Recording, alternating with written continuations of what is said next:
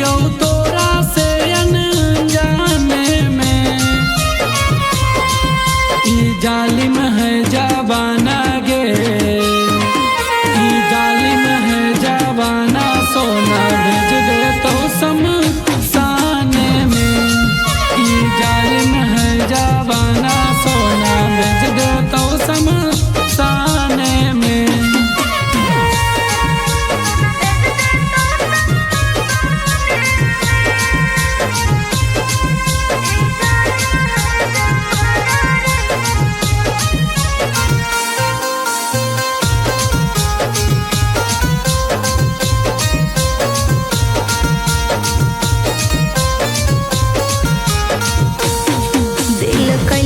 मजबूर प्यार करके कई कसूर, ई दुश्मन जमाना कर दे तो तोरा से दूर।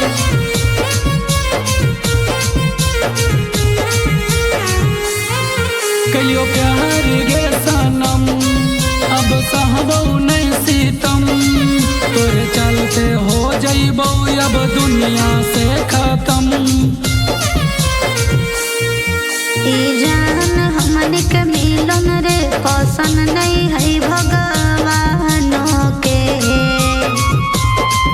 ई जालिम है जमाना रे, ई जालिम है जमाना रे, सोना भेज दे तो शमशान में।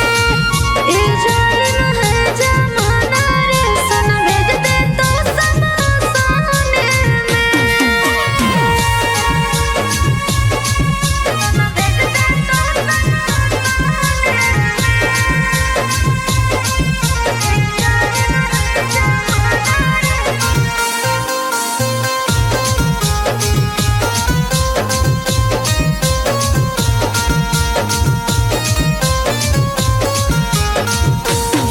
कैसन हो कई दुनिया के लोग, कल को तोरा से हमरा के दूर। हम प्यार तो तोरा से कैलिए, कौने कर दिलिए कसूर।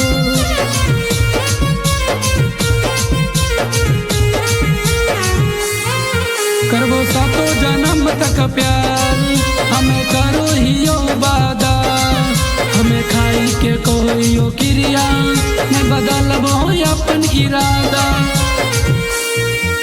मुकेश और मनीष के याद करते जमाने में। ई जालिम